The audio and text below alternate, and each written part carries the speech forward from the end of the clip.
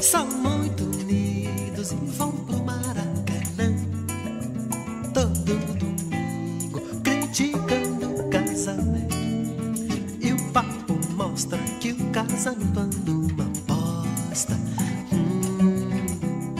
E Yolanda e Adelina são muito unidas e se fazem companhia todo domingo, que os maridos vão pro jogo.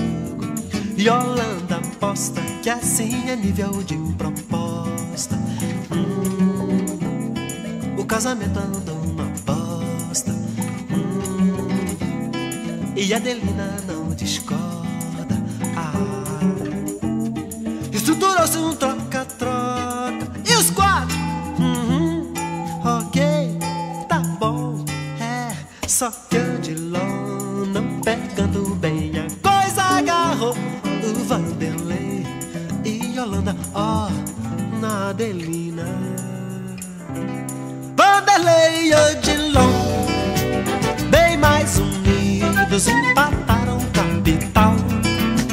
Estão montando restaurante natural, cuja proposta é cada um come o que gosta. E Yolanda e Adelina, bem mais unidas, acham viver um barato. E pra provar, tão fazendo artesanato. E pela mostra, Yolanda aposta na resposta. E Adelina não discorda. Que pinta e borda com o que gosta. Status er, at jeg har cyklet 100 km i dag, og jeg har fundet den her park. midt i byen. Wollongong. Det var en helikopter rundt. Den håber jeg snart stopper. Jeg skal til at lave mad. Drikke noget.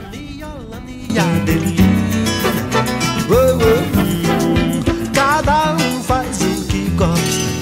E o relacionamento continua a mesma aposta.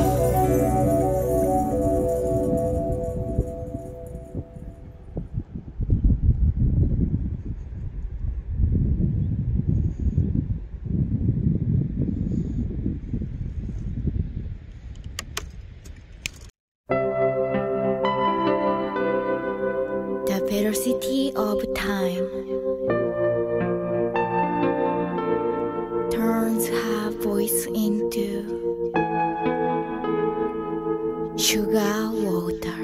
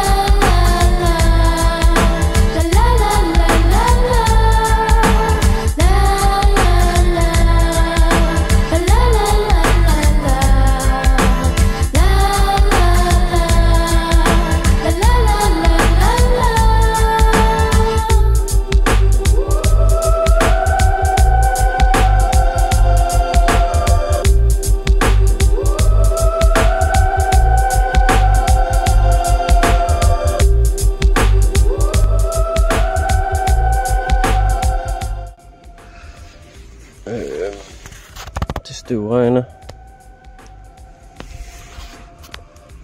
Men der er ingenting i sigte. Kun mig, min mad og mit bål. Changing into coconut trees, little by little.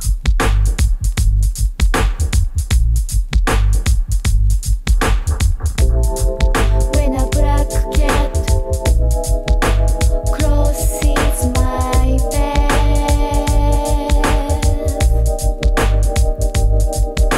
a woman in the moon is singing to the earth.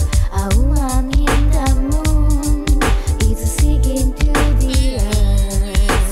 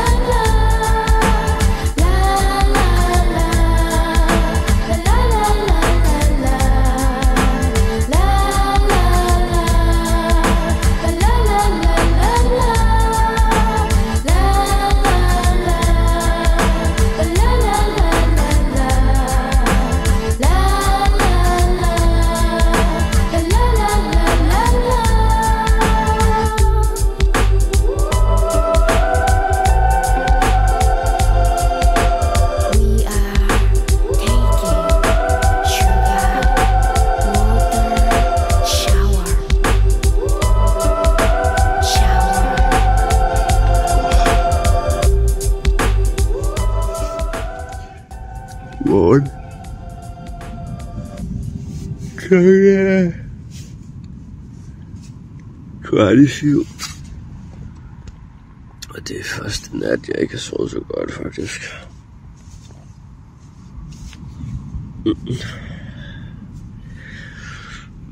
Jeg skal køre 60 kilometer på motorvej i dag. Og jeg magter den minus.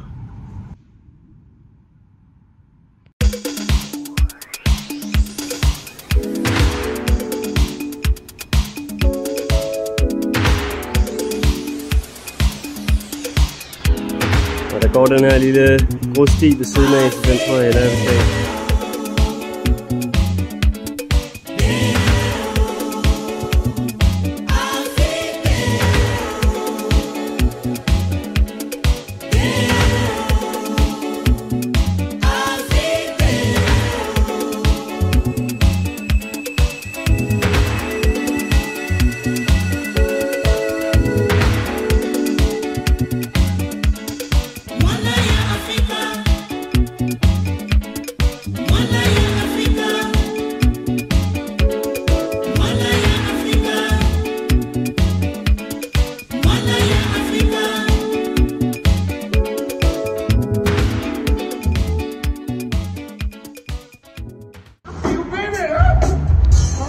Der er Blues Festival her på floden, og jeg vil sindssygt gerne ind og høre noget live musik, men det koster $50 fucking. De er halvvejs igennem live musikken.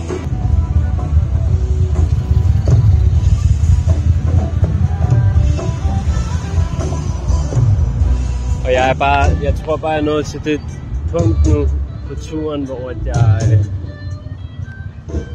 virkelig har lyst til en stor burger. En stor burger, en kold bajer og noget selskab. Og noget selskab, det kunne jeg godt trænge til.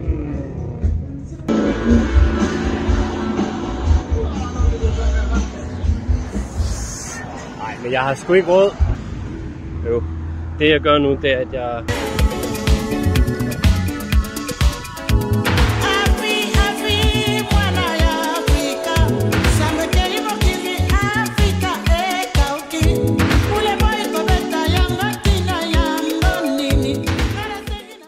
Og i dag står den så på Comfort, Wholesome Soup, Free Range Chicken, Sweet Corn and Flaxseed.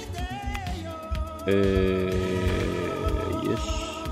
Med kidneybønner. Og det skulle have været med pasta, men da jeg hældte vandet fra, så kom jeg til at tage dem alle sammen.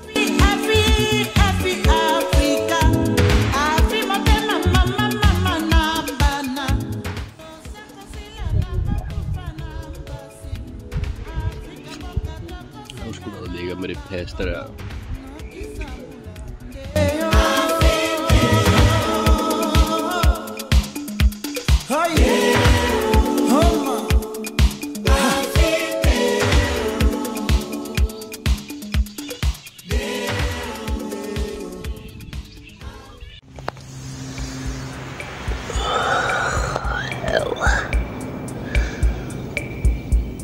Snegleslim.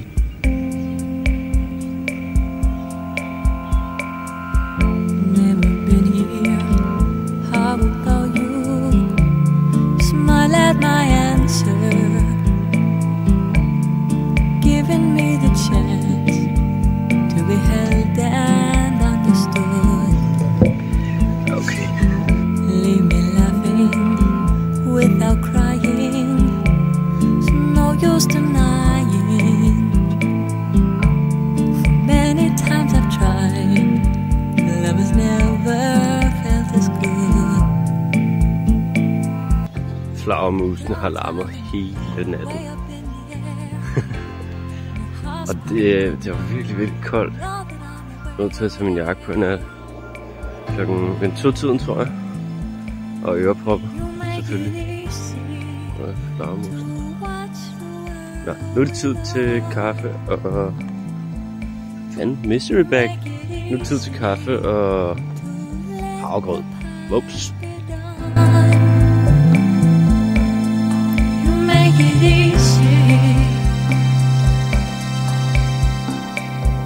How'd you do it?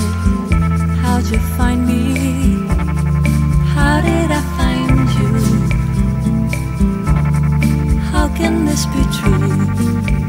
To be held and understood.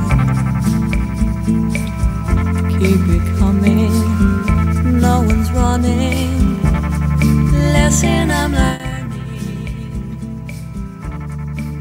Du er den flotteste kalv, jeg længe har set.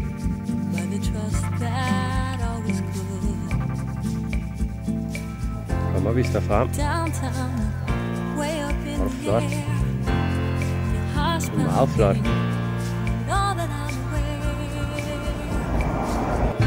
Flotte brune ører. Rigtig, rigtig fint. Brun snude også. Du er meget flot.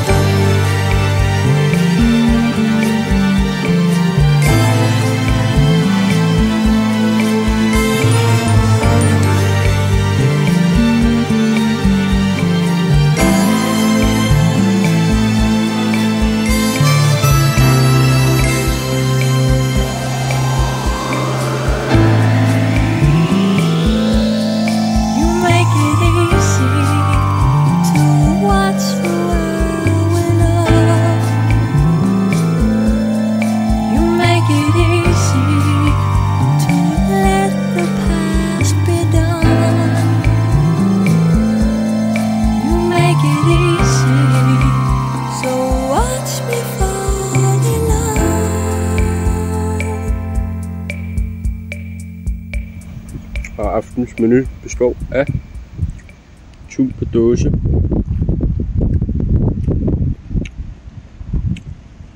ja, det skulle have været med pasta, men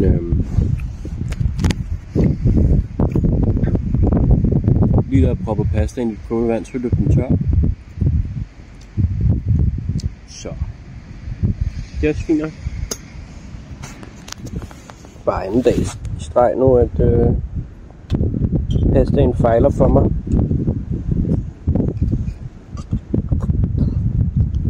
Men det er også fint nok. En god udsigt i det mindste. Ja.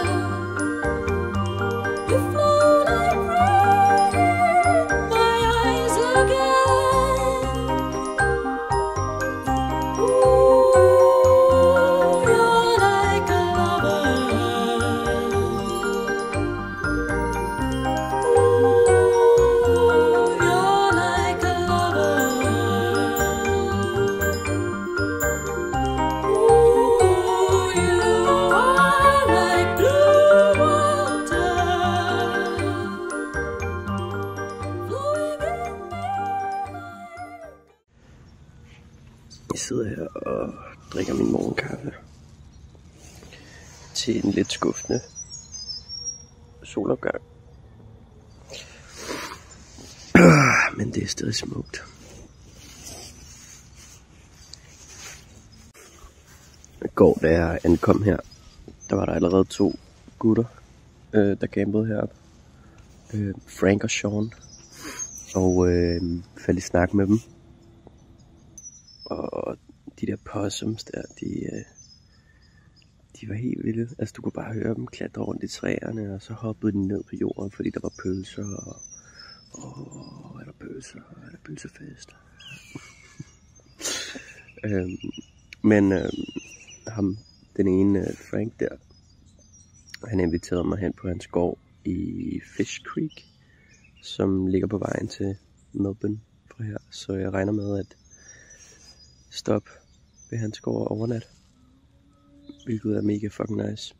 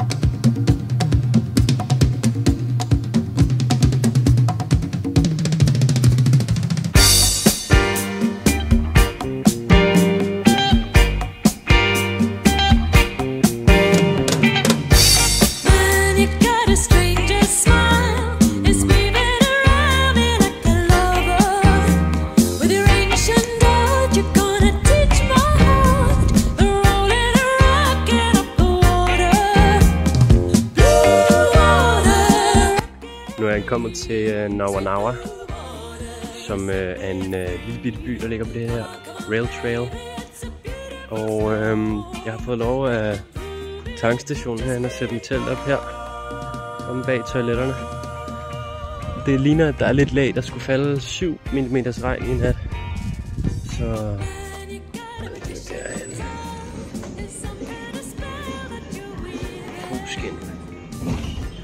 Koskins. All that vibe. Kæmpe vibe herinde.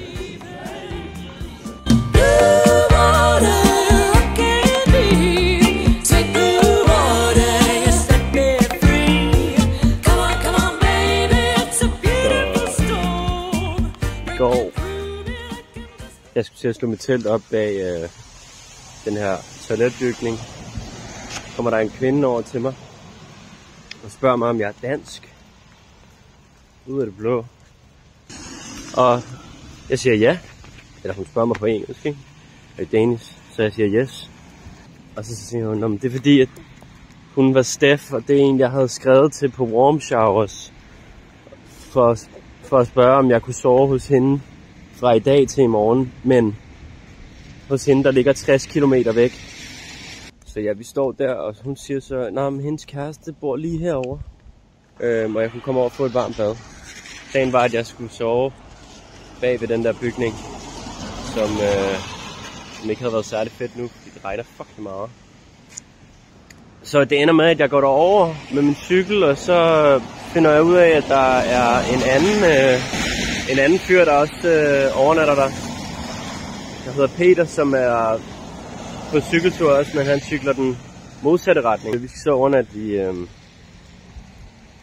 i et hus, de er ved at renovere ved siden af deres hus. Så inde på en byggeplads. Virkelig hyggeligt. Og så var de bare fantastiske mennesker. Vi havde en virkelig god aften i går, hvor vi lavede en virkelig lækker salat, og så var der friske rejer, kogte rejer, store rejer, som er nede fra Lakes Entrance, 20 km herfra. Vi sad bare hele aftenen og drak whisky og øl og vin og snakkede, og Nu har de så fået mig overtaget til at blive her en ekstra dag, fordi de har en lille folk festival her i byen. Så der er live musik i aften, og det tror jeg bliver virkelig, virkelig fedt. Og jeg kan få lov at overnatte endnu en gang og ikke køre i det her møgvejr. Det er som om det bare er skæbnen, der har bragt mig her, mand. Det er jeg virkelig glad for.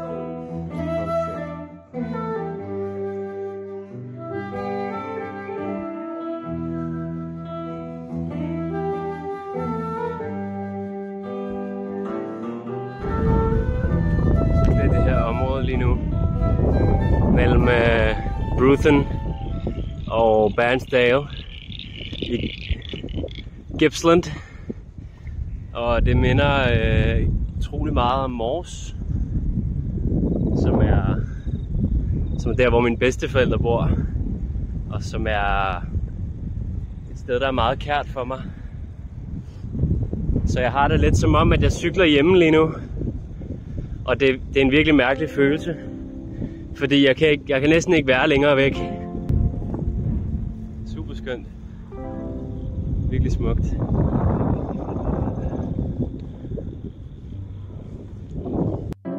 Herfra kan jeg se en by. I aften står menuen på pasta med pesto, og jeg tror det er tun. Yes, tun med lemon og cracked pepper. Jeg vil ikke blive opdaget her. Så det er derfor jeg er stille. Jeg glæder mig til at spise. Det lykkedes.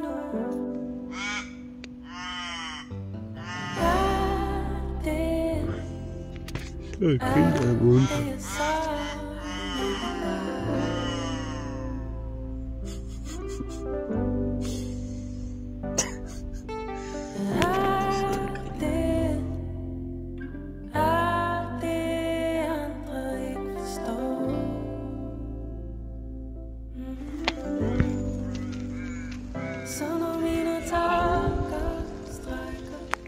Så bare lige ud der. Jeg går over, hvis vi finder et sted, vi kan drikke en kop kaffe og spise noget morgenmad.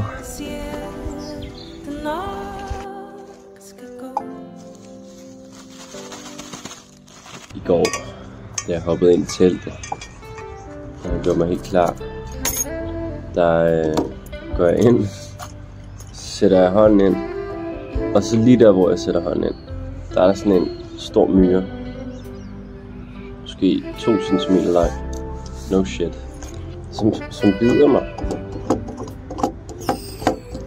og det gjorde fucking ondt. Så har jeg ovenikøbet glemt at lukke ventilen på min luftmadras, så den skulle jeg lige pumpe op igen. Det er sådan nogle ting, der kan ske.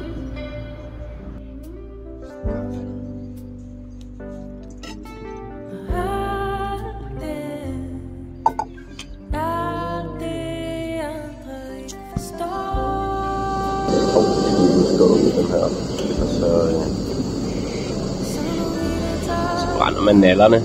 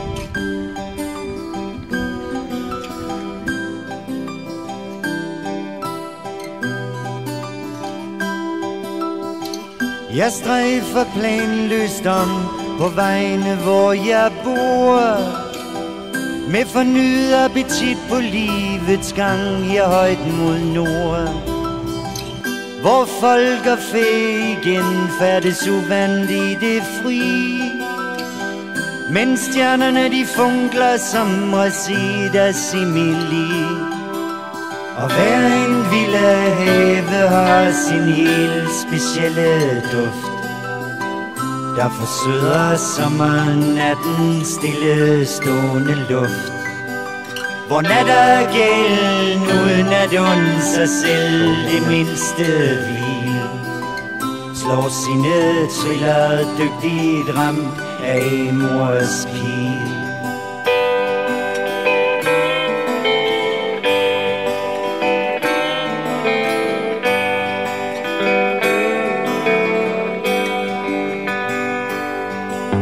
Ja, natten den er lys og lang, som vejen hjem til der, hvor min urede seng står frit i rummet, fristende og klar, med drømme, der vil kunne sende enhver til verdens ende. Men jeg lader andre om at sove og forblive i min tro på at vinden hvisker i mit øre, kan du høre græd.